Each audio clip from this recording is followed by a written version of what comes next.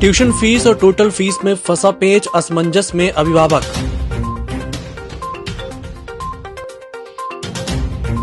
पचास % corona positive हो चुके हैं ठीक, कुल 43 में से 21 की हो चुकी है अस्पताल से छुट्टी।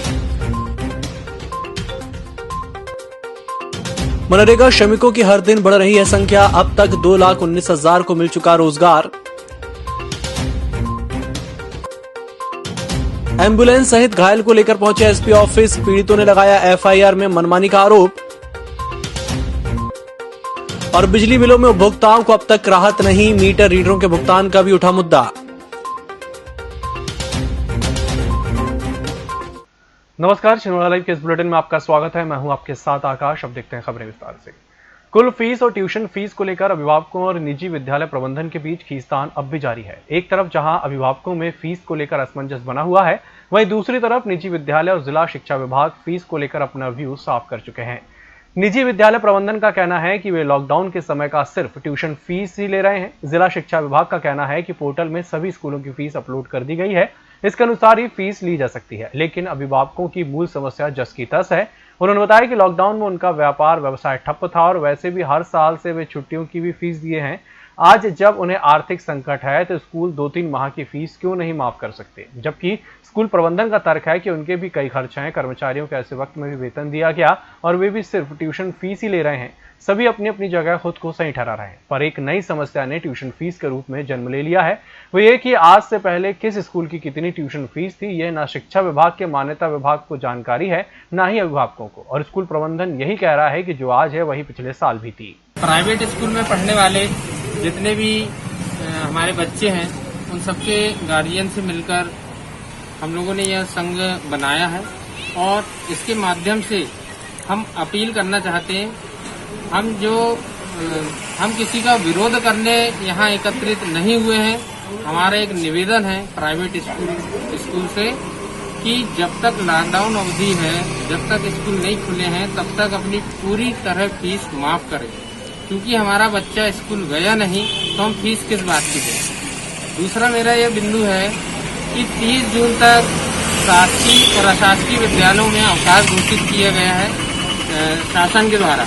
तो जब टीचर्स और बच्चे कोई भी नहीं जा रहे तो फिर ये हमसे अभी से फीस की डिमांड किस बात की कर रहे हैं। दूसरा, फीस की डिमांड जो कर रही है, अभिभावकों के पास मैसेजेस आ रहे हैं, उनके पास कॉल आ रहे हैं, जिससे वो मानसिक रूप से प्रताड़ित हो रहे हैं।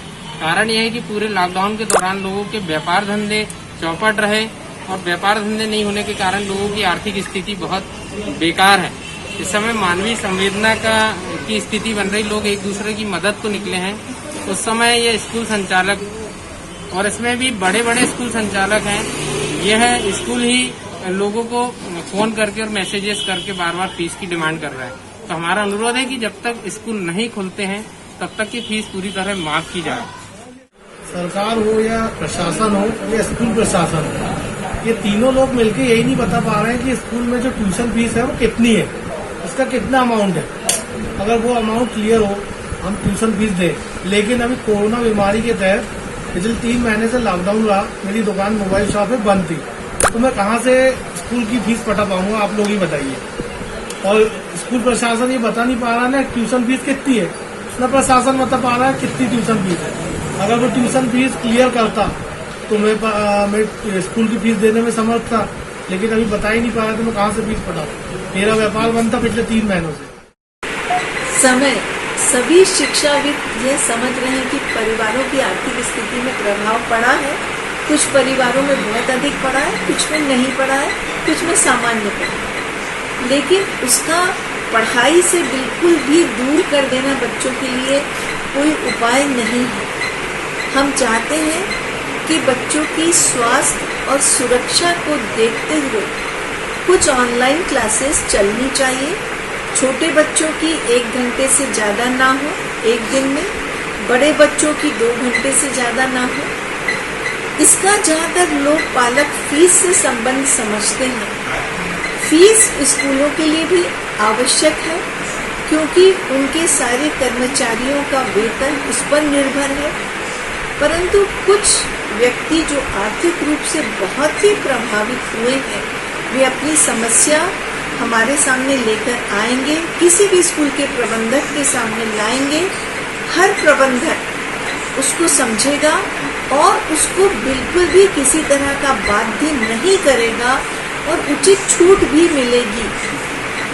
परंतु यदि हर पालक ये सोचे कि फीस नहीं देना है लॉकडाउन के दौरान या क्लासेस नहीं होनी है, इसका मैं खंडन करती हूँ। मैं चाहती हूँ पालक यह सोचे कि बच्चे की जीवन में पढ़ाई से 6 महीने या 4 महीने या साल भर की दूरी बिल्कुल भी उचित नहीं है। गाइडलाइन हम लोग फॉलो कर रहे हैं। गवर्नमेंट की जो गाइडलाइन है कि आपको ट्यूशन फीस लेना है, विद्याभूमि ट्यूशन फीस ही ले रहा है। इसके अलावा हम लोग कोई भी चार्ज नहीं ले रहे हैं। और वैसे भी अभी नहीं, कोरोना संकट के काल में नहीं, हम लोग वैसे भी विद्याभूमि में हम लोग कभी भी स्पोर्ट्स, लाइब्रेरी एंड अदर जो भी एक्टिविटीज होती है, इवन हम लोग अपना एक प्राइवेट पर्सनल ऐप चलाते हैं, उसका भी हम लोग कोई शुल्क नहीं लेते हैं। तो अभी भी हम लोग कोई शुल्क नहीं ले रहे हैं। अभी भी हम लोग गवर्नमेंट की जो गाइडलाइन है उसको फॉलो कर रहे हैं और आगे जैसे शासन के निर्देश रहेंगे हम उसका पालन करेंगे। यदि हमको शासन से निर्देश आते हैं कि आप ये भी मत लीजिए ट्यूशन फीस, तो हम ट्यूशन फीस भी नहीं लेंगे। और यदि हम ट्यूशन फीस नहीं लेंगे तो हम अपने स्टाफ, जो कि मेरा 200 लोगों का स्टाफ है, उसमें driver, conductor, peon, watchman, computer operator, teacher के अलावा भी जो हमारे साथ 200 लोग जुड़े, हम उनको भी सैलरी नहीं देंगे। क्योंकि हमारे स्कूल का जो भी सैलरी है, वो जो भी सब कुछ है, वो तो पेरेंट्स की पेरेंट्स जो फीस देते हैं उसी से चलता है ना। पेरेंट्स की फीस से ही स्कूल चलता है। यदि पेरेंट्स हमें फीस नहीं देगी, गवर्नमेंट बोलेगी मत लीजिए, तो हम नहीं देंगे और फिर हम अपने स्टाफ को और वो 200 लोगों को हम लोग भी नहीं देंगे। सुविधा तो ऐसा है कि फीस तो उनको देर सवेर देनी होगी, लेकिन हाँ, यदि आपकी कोई प्रॉब्लम है तो आप स्कूल आइए, अपनी प्रॉब्लम शेयर करिए, आप टाइम मांगिए कि हम 1 महीने या 2 महीने बाद देंगे, तो फीस तो आपको देनी पड़ेगी। क्योंकि जब भी स्कूल स्टार्ट होंगे आपका बच्चा पूरा सेशन करके निकलेगा। एग्जाम हम लोग लेंगे, उसको पास का सर्टिफिकेट देंगे, उसको दूसरी क्लास में प्रमोट करेंगे, प्रोसेस तो हम पूरी करेंगे, तो फिर फीस कैसे नहीं देना। कंफ्यूजन की कोई आवश्यकता नहीं है। इस बार हमने सभी जितने भी स्कूल हैं उनके फीसों का जो निर्धारण चार्ट है वो हम एजुकेशन पोर्टल पर अपलोड कर रहे हैं। वहाँ पब्लिक डोमेन में है, प्रत्येक पालक उस फीस को देख पाएगा और उसके अकॉर्डिंग फीस वो पे करेगा। उसके अलावा यदि कोई फीस कोई स्कूल मांगता है तो उसके लिए शिकायत जरूर कर सकते हैं। जो लॉकडाउन की स्थिति में है उसमें सिर्फ ट्यूशन फीस ही देना है। ट्यूशन फीस के अलावा किसी फीस की मांग कोई विद्यालय नहीं कर सकता। तो यदि ट्यूशन फीस के अलावा कोई राशि की मांग यदि की जाती है तो उसके बारे में भी पालक शिकायत कर सकते हैं। 50% कोरोना पॉजिटिव हो चुके हैं ठीक और होम क्वारंटीन सेंटर एवं घर जा चुके हैं। भले ही जिले में कोरोना से प्रभावितों का आंकड़ा 43 पहुंच गया हो, लेकिन राहत की खबर यह है कि इनमें से 21 अब तक ठीक हो चुके हैं। वहीं 2 की मौत के बाद 20 कोरोना पॉजिटिव जिला अस्पताल के आइसोलेशन वार्ड में समुचित उपचार प्राप्त कर रहे हैं। अधिकारियों की माने तो यहां स्प्रेड की स्थिति नहीं है। जो भी कोरोना पॉजिटिव डिटेक्ट हो रहे हैं वे बाहर के ही हैं और सभी अलग अलग हैं। एक दूसरे से संक्रमित होते हुए संख्या बढ़ाने वाली स्थिति फिलहाल छिंदवाड़ा में नहीं है। जानकारी के अनुसार 15 क्षेत्र कंटेनमेंट एरिया में घोषित हैं और 64 सैंपल जांच लंबित हैं। कलेक्टर सौरभ कुमार सुमन और जिला पंचायत मुख्य कार्यपालन अधिकारी गजेंद्र सिंह नागेश के मार्गदर्शन में जिले में मनरेगा योजना के अंतर्गत नित्य नए आयाम हासिल किए जा रहे हैं और छिंदवाड़ा जिला रोजगार सृजन और रोजगार उपलब्ध कराने में प्रदेश में अग्रणी जिलों में शामिल है। गत 1 माह से श्रमिकों की संख्या में लगातार वृद्धि हो रही है और इस 1 माह के दौरान जिले में 2,19,031 श्रमिकों को 41 लाख मानव दिवस रोजगार प्रदान किया गया है। साथ ही मनरेगा योजना में नैनो आर्किड के अंतर्गत हितग्राहियों की आजीविका को भी सशक्त बनाया जा रहा है। कोतवाली थाना अंतर्गत सोमवार को झीलपुरा में 2 परिवारों के बीच हुए विवाद में पीड़ित पक्ष ने कोतवाली पुलिस पर एफआईआर में मनमानी करना और अन्य अधिकारी कर्मचारियों के सहयोग से थाने में महिलाओं के विरुद्ध आपराधिक गतिविधि करने वालों को संरक्षण देने का आरोप लगाते हुए घायल हुए पीड़ित पक्ष जो अस्पताल में भर्ती है, मंगलवार को एम्बुलेंस के माध्यम से एसपी कार्यालय पहुंचे और एएसपी को ज्ञापन सौंपकर निष्पक्ष कार्रवाई की मांग की है। छिंदवाड़ा बिजली विभाग में इन दिनों मीटर रीडरों के भुगतान और उपभोक्ताओं के बिजली बिल का मुद्दा छाया हुआ है। जब लॉकडाउन हुआ तो पूरे देश में पुलिस, प्रेस, डॉक्टर, भोजन वितरण करने वाले सरकारी अधिकारियों, किराना, मेडिकल और होम डिलीवरी करने वालों से काम लिया गया, लेकिन मीटर रीडरों को विद्युत कंपनी वालों ने घर बैठा दिया, जिसके कारण आज बिजली विभाग को दोहरी परेशानी का सामना करना पड़ रहा है। एक तो मीटर की रीडिंग 2-3 महीने में होने के कारण उपभोक्ता लाभ के दायरे से बाहर हो गए, तो दूसरी ओर मीटर रीडरों को भी 2 महीने के भुगतान से वंचित कर दिया गया। जबकि विभाग चाहता तो मीटर रीडर घर घर जाकर घर के बाहर लगे मीटर से बिना किसी स्पर्श किए हमेशा की तरह फोटो खींचकर रीडिंग ले सकते थे। भाजपा कार्यालय में आज डॉक्टर श्यामा प्रसाद मुखर्जी की पुण्यतिथि बलिदान दिवस के रूप में मनाई गई। बलिदान दिवस में डॉक्टर श्यामा प्रसाद मुखर्जी के चित्र पर माल्यार्पण कर श्रद्धा सुमन अर्पित किए गए। इस दौरान भाजपा जिला अध्यक्ष विवेक बंटी साहू, पूर्व जिला अध्यक्ष रमेश पोफली, जिला पंचायत अध्यक्ष कांता ठाकुर सहित समस्त वरिष्ठ भाजपा कार्यकर्ता और नेतागण उपस्थित रहे। केंद्र की मोदी सरकार के दूसरे कार्यकाल के 1 साल पूर्ण होने पर भाजपा पूरे देश में जनसंपर्क अभियान चला रही है। इसी क्रम में छिंदवाड़ा में वार्ड 41 में आज भाजपा जिलाध्यक्ष विवेक बंटी साहू के नेतृत्व में युवा नेता अंकित शुक्ला, रोहित पोफली और वार्ड पार्षद द्वारा घर घर जाकर मोदी सरकार के 1 साल की उपलब्धियों को लेकर पर्चे बांटे गए। बुलेटिन वक्त तो चला एक छोटे से ब्रेक का, जल्द हाजिर होंगे। ग्राहकों को उत्कृष्ट सेवाएं प्रदान करने के लिए लगातार दूसरी बार रॉयल प्लैटिनम अवार्ड से सम्मानित Maruti Suzuki dealer Kamthi Motors corona से आपकी सुरक्षा को देखते हुए लेकर आए हैं घर बैठे मारुति कार की सर्विसिंग की सुविधा। Kamthi Motors service on wheel SOW की सुविधा के साथ एक ऐसा सर्विसिंग व्हीकल जिसमें car lifting, washing, oiling, greasing के साथ साथ कंप्लीट सर्विसिंग की सुविधा प्रशिक्षित स्टाफ के साथ उपलब्ध। सर्विसिंग के लिए संपर्क करें mobile 9111488444, mobile 9285506132, 8929400541। Kamthi motors, Nagpur road, Chhindwara. Break के बाद एक बार फिर से आपका स्वागत है। बढ़ते हैं अगली खबर की ओर। मंगलवार को जिला भाजपा कार्यालय में भाजपा जिला अध्यक्ष विवेक बंटी साहू ने जनता दरबार लगाकर लोगों की समस्याएं सुनी, जिससे अधिकारियों प्रशासनिक अमले को समस्या बताई जा सके और त्वरित कार्रवाई हो।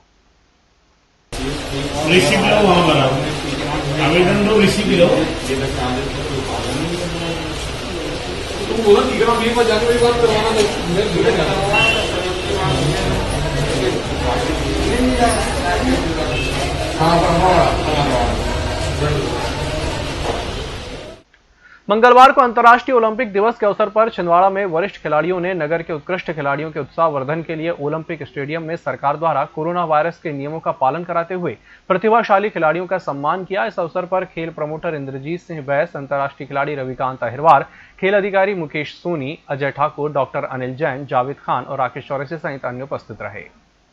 जुन्नारदेव में भारत पेट्रोलियम के अधिकारियों से जुन्नारदेव क्षेत्र के उपभोक्ता और वितरक ऑनलाइन रूबरू हुए। कार्यक्रम का संचालन जबलपुर के क्षेत्रीय प्रबंधक विष्णु हरिकृष्णन, विक्रय अधिकारी प्रशांत बन्ने और जुन्नारदेव अभिलाषा गैस एजेंसी डीलर आकाश वर्मा के साथ नगर के अनेक उपभोक्ताओं ने ऑनलाइन मीटिंग में भाग लेकर भारत गैस द्वारा उपभोक्ताओं को दी जाने वाली सुविधाओं, सुरक्षा के संबंध में विस्तार से जानकारी प्राप्त की। वहीं कार्यक्रम के दौरान उपभोक्ताओं ने भी अपनी बात अधिकारियों से साझा की।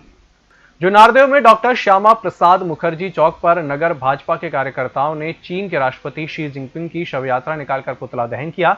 इसके पूर्व भाजपा कार्यकर्ताओं ने भारतीय पोस्टर की रक्षा करते हुए शहीद हुए जवानों की आत्मा की शांति के लिए 2 मिनट का मौन धारण कर श्रद्धांजलि अर्पित की। इस अवसर पर जिला प्रतिनिधि दर्शन मिगलानी, पूर्व जिला महामंत्री शंकर सेन, सुनील नामदेव, पार्षद सोनिया कुमरे, जितेंद्र सूर्यवंशी सहित बड़ी संख्या में भाजपा कार्यकर्ता और नेता मौजूद रहे। हमारा पड़ोसी राज्य चीन जो अपनी कुटिल और कुत्सित नीतियों के चलते लगातार हमको धोखा देते आया है और विगत दिनों उसने हमारे साथ फिर छल और धोखा करके हमारी भारत की हमारी अपनी आत्मा को झकझोर कर दिया। हमारे 20 सैनिकों को मौत के घाट उतार दिया। हमारे 20 सैनिक शहीद हो गए। हम प्रण लेते हैं सब यहाँ कि हम देश के साथ हैं और चीनी सामानों का बहिष्कार करते हुए निरंतर हर संभव हमारे सैनिकों का आत्मबल बढ़ाते हुए निरंतर हम अपने कई सारे प्रयास राजनीतिक क्षेत्र में, सामाजिक क्षेत्र में निरंतर करते रहेंगे, जन जागरण फैलाएंगे। छिंदवाड़ा अनाज व्यापारी संघ के द्वारा लॉकडाउन के समय ठप हुए काम के कारण घर में बैठे लाखों परिवारों को दीनदयाल रसोई के माध्यम से घर बैठे भोजन पहुंचाया गया था। संघ अध्यक्ष प्रतीक शुक्ला ने बताया कि इस कार्य की पूरी जिम्मेदारी पूर्व अध्यक्ष आशुतोष दागा ने निभाई, जिनका सम्मान संघ का गौरव बढ़ाने और किए गए लोक कल्याण के कार्यों के लिए छत्तीसगढ़ की राज्यपाल अनुसुईया उइके के हाथों किया गया। जिला जेल के पास की कीमती जमीन पर फल फूल बाजार शिफ्ट करने के बाद भी टाउन हॉल पोस्ट ऑफिस क्षेत्र की सड़क किनारे लगने वाली दुकानों से निजात नहीं मिल सकी। लगातार शिकायत और अतिक्रमण की स्थिति को देखते हुए मंगलवार को नगर निगम राजस्व विभाग की टीम ने दोबारा लगने वाले फलों के ठेले को हटाने की कार्रवाई की। बताया जा रहा है कि दर्जन भर से ज्यादा ठेले हटवाए गए। पर्यावरण को बचाने आज पेड़ पौधों की सख्त जरूरत है। पेड़ पौधे रहेंगे तो पर्यावरण शुद्ध रहेगा और हम सब सुरक्षित रहेंगे। सौंसर क्षेत्र अंतर्गत सिलेवानी परिक्षेत्र के खुटावा नर्सरी में वन विभाग बीज डालकर पौधों की बहुत मेहनत के साथ तैयार करते हैं। मीडिया की एक टीम आज वन विश्राम गृह खुटावा पहुंची और छोटे स्तर से लेकर बड़े स्तर तक नर्सरी में बीज रोपण करके पौधे कैसे तैयार किए जाते हैं, ये सब जानकारी वहां के नर्सरी प्रभारी NK एवनाती से प्राप्त की। उन्होंने बताया कि यहाँ नर्सरी को बहुत ही अच्छे से तैयार की गई है। सितंबर से लेकर के जनवरी टू मार्च तक हम लोग पॉलीथीन थैली भराई का काम करते हैं, जिसमें थैलियों में 2-1-1 मतलब मिट्टी रेत गोबर खाद मिलाकर तथा उसमें 50 ग्राम वर्मी कंपोस्ट डाल करके पॉलीपॉट को भरते हैं।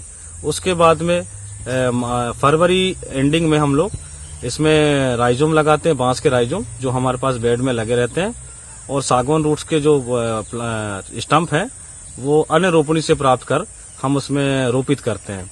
और बीज के जो पौधे हैं हम लोग क्या कहते हैं सीजनेबल, जैसे कि बरसात के मौसम में जो जामुन के, नीम के, गुल्ली, ये सब प्राप्त करके इसको बरसात के समय बीज लगाते हैं। और अन्य जो विशेष प्रजातियां हैं जैसे शीशम, बीजा, तिनसा, इनके भी और तथा अन्य बीजों को मार्च में कलेक्शन करके हम पॉलीथीन में लगाते हैं। 40 से 50 प्रजातियां हम लोग पौधे तैयार करते हैं। अच्छा। और प्रतिवर्ष यहाँ से लगभग 3.5 लाख का पौधा का हम लोग यहाँ से निर्वर्तन करते हैं। जोनल सदस्य सत्येंद्र ठाकुर के नेतृत्व में छात्र छात्राओं ने छत्तीसगढ़ की राज्यपाल अनुसुईया उइके को ज्ञापन सौंपा। जोनल सदस्य सत्येंद्र ठाकुर ने बताया कि सतपुड़ा लॉ कॉलेज के 13 विद्यार्थियों को 9वें सेम में एक विषय में एटीकेटी आई थी। इनकी परीक्षा दिसंबर 2019 में हुई। परीक्षा के समय कॉलेज के प्रिंसिपल के निर्देशानुसार इन छात्र छात्राओं ने ऑफलाइन फॉर्म भरा था, जबकि बाकी छात्र छात्राओं ने परीक्षा का ऑनलाइन फॉर्म भरा। ऑनलाइन वाले छात्र छात्राओं का रिजल्ट विश्वविद्यालय द्वारा घोषित कर दिया गया, जबकि ऑफलाइन वाले छात्र छात्राओं का नहीं। जबकि इन छात्र छात्राओं का 10वां सेम क्लियर हो चुका है। कॉलेज की लापरवाही के कारण इन 13 छात्र छात्राओं का भविष्य खतरे में है। राज्यपाल अनुसुईया उइके से इस संबंध में विनीता परदेती, रेखा बेलवंशी द्वारा उचित कार्रवाई की मांग की गई। वहीं सतपुड़ा लॉ कॉलेज के छात्राओं ने इस संबंध में कलेक्टर को भी ज्ञापन सौंपकर उचित कार्रवाई की मांग की है। मैं रेखा बेलवंशी सतपुड़ा लॉ कॉलेज की स्टूडेंट हूँ। मेरा 10वां सेम क्लियर है और मेरा 9 सेम में मेरे को एटीकेटी आई थी, तो जिसके कारण मैंने 2 बार एग्जाम दिए थे। तो एग्जाम फॉर्म भरते टाइम क्या हुआ, प्रिंसिपल सर के कहने पे हम लोगों ने ऑफलाइन फॉर्म भरा था और ऑफलाइन फॉर्म भरने के बाद हम लोगों का एग्जाम टाइम भी आया, तो बिना एडमिट कार्ड के हम लोगों को कॉलेज में बिठा दिया गया और एग्जाम भी दिला दिए गए। अब जब हम रिजल्ट की बारी आई तो जो बच्चों ने ऑनलाइन फॉर्म भरे थे उन लोगों का रिजल्ट आ गया और हम लोगों का रिजल्ट नहीं आया। कॉलेज के प्रिंसिपल के पास गए तो उन्होंने बोला कि डायरेक्ट मार्कशीट आएगी, तो आप लोग बोले डायरेक्ट मार्कशीट में आप लोगों का रिजल्ट आ जाएगा। जब डायरेक्ट सब लोगों का पूरे कॉलेज में सब बच्चों का रिजल्ट आ गया तब भी हम लोगों की मार्कशीट नहीं आई। तब जाके फिर प्रिंसिपल के पास गए तो प्रिंसिपल का कहना ये हुआ कि हम लोगों की बोले कॉलेज में जब आप लोगों ने डाटा दिया था तो बोले उस टाइम बोले कि यहाँ हम लोगों की मतलब प्रिंसिपल की गलती के मिस्टेक की वजह से वहाँ डाटा नहीं पहुँचा। अब सागर यूनिवर्सिटी का कहना ये है कि हमारे पास डाटा नहीं था, जब आप फॉर्म भरा रहे थे उस टाइम आपको डाटा सेंड करना था। अब इतने लेट 6 महीने होने के बाद हम लोग कहाँ से आपका डाटा और कहाँ से आपका रोल नंबर वगैरह सारी चीज कलेक्ट करेंगे। और प्रिंसिपल ने हम लोगों ने बहुत प्रेशर दिया कि सर कैसे भी करके हम लोगों का भविष्य बचा लिया जाए, क्योंकि क्या है कि हम लोगों के पास 10वें सेम की मार्कशीट है, 9 सेम की मार्कशीट नहीं है, तो हमारा 10वां सेम क्लियर करने का कोई मतलब ही नहीं है। और उसके साथ साथ आगे हम लोग ना LLM कर पा रहे हैं, ना स्टेट बार काउंसिलिंग का रजिस्ट्रेशन करवा पा रहे हैं और ना ही क्या बोलते आगे सिविल जज और ADPO की भर्ती दे पा रहे हैं। इस बुलेटिन में फिलहाल इतना ही। नमस्कार।